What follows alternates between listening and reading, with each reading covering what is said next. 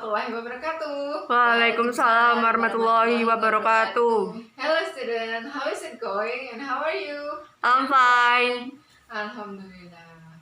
Oke, alhamdulillah kita bisa ketemu lagi ya dalam pertemuan kali ini. Semoga kita semua selalu sehat, diberikan kesehatan dan keselamatan selama masa pandemi ini. Oke. Nah, before we start our lesson today, let's say basmalah together. Bismillahirrahmanirrahim. Okay. For today's lesson, we will learn about noun.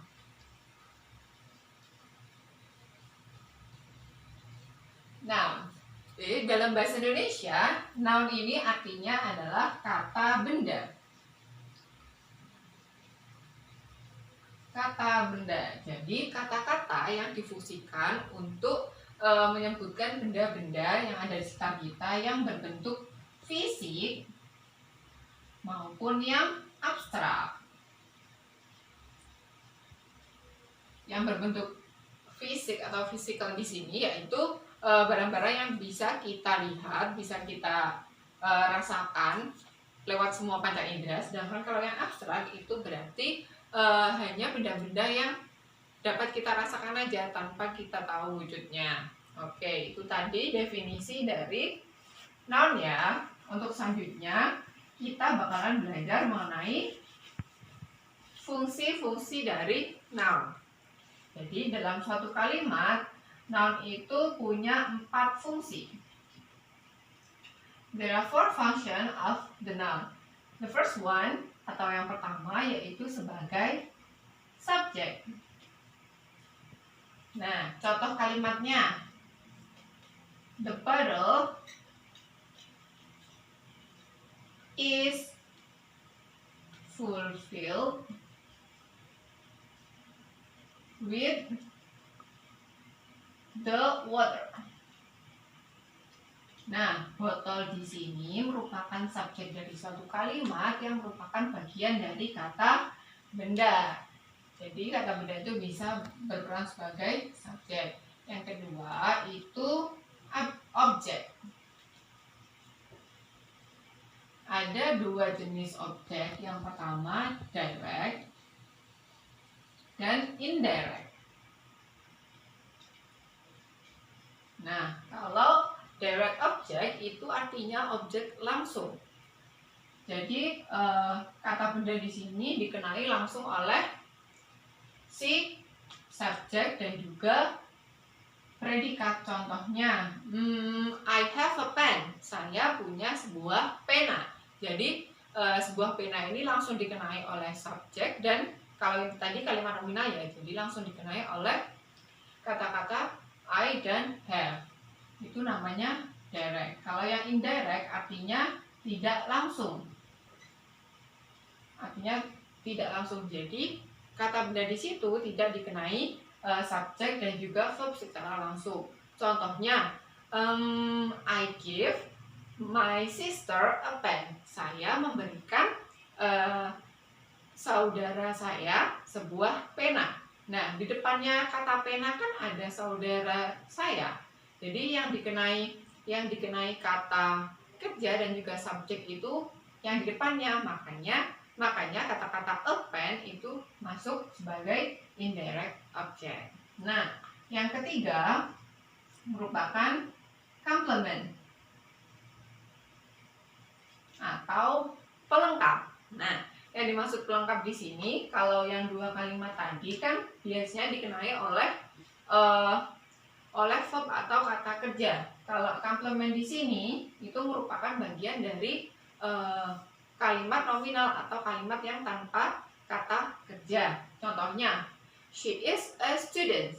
Dia adalah seorang murid. Nah, murid di situ di kalimat itu merupakan sebuah complement atau pelengkap dan merupakan noun atau kata benda. Nah, yang terakhir adalah part of preposition. Nah,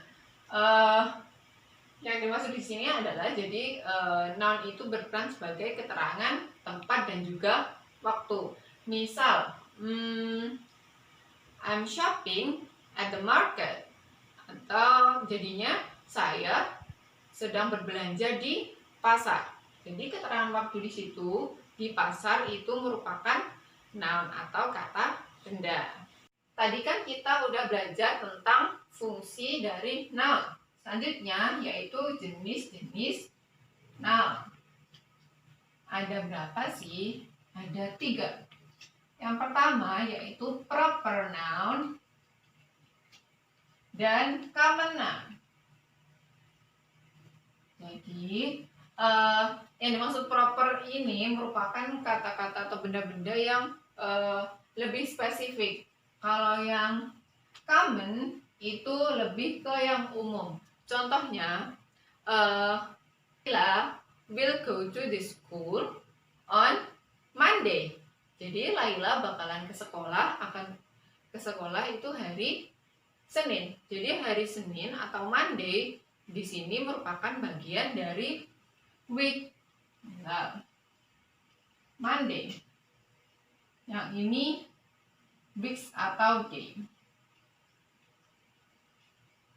Jadi Monday atau hari Senin ini merupakan bagian dari proper noun karena spesifik, dan weeks atau day ini merupakan bagian dari common karena lebih umum. Nah, kita kan tahu kalau Senin, Selasa, Rabu itu merupakan bagian dari hari-hari. Nah, hari-hari ini masuk ke common, sedangkan nama-nama harinya itu masuk ke proper.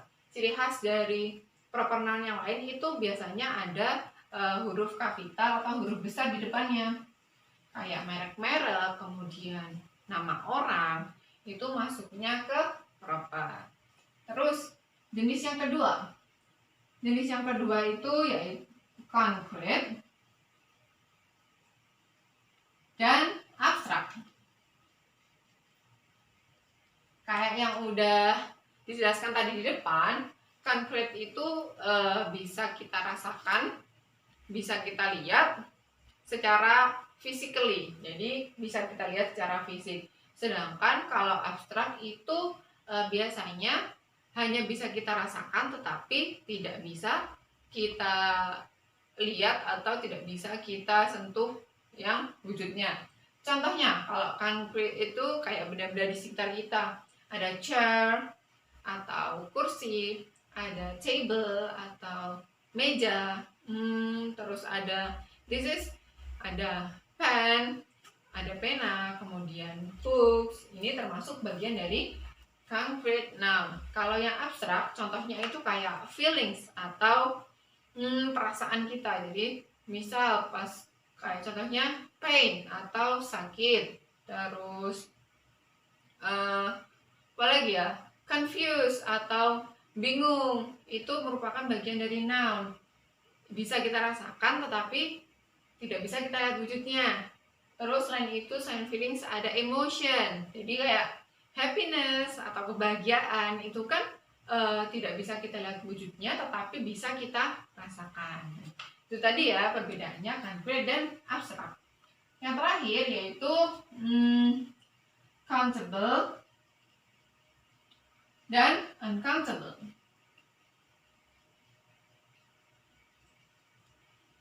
Bisa dihitung dan tidak bisa dihitung. Maksudnya di sini yaitu kalau yang countable itu benda-benda atau barang-barang yang bisa kita hitung secara satuan atau bisa hitung satu-satu. Contohnya, I have 3 books. Saya punya 3 buku. Jadi bukunya ada 3. Bisa kita hitung satu-satu. Buku ke-1, buku ke-2, buku ke-3. Sedangkan kalau yang uncountable artinya itu lebih ke tidak bisa dihitung secara satu-satu. Jadi kita hitungnya pakai satuan. Contoh bendanya misal gula, air, terus pasir, angin. Itu kan kita menghitungnya pakai satuan. Kalau air kita menggunakan liter. Terus kalau gula biasanya beli di warung itu pakainya kilogram. Jadi harus pakai satuan. Nah, itu tadi ada 3 jenis-jenis dari noun atau kata benda. Untuk tugasnya, for your task, you have to find 10 examples of each kind of. Nah, jadi silahkan cari 10 contoh untuk 3 jenis noun ini. Jadi 10 contoh proper noun, 10 contoh common noun, 10 contoh concrete, abstract, countable sampai yang uncountable. Nah, itu tadi ya untuk tugasnya. Nanti apabila ada pertanyaan, if you have any confusion or question, you can ask me clearly. Okay, that's all for today's meeting. I think it's enough, and thank you for your attention. I hope it will help you a lot for the future. Okay, thank you for your attention. Assalamualaikum warahmatullahi wabarakatuh. Waalaikumsalam warahmatullahi wabarakatuh. Bye.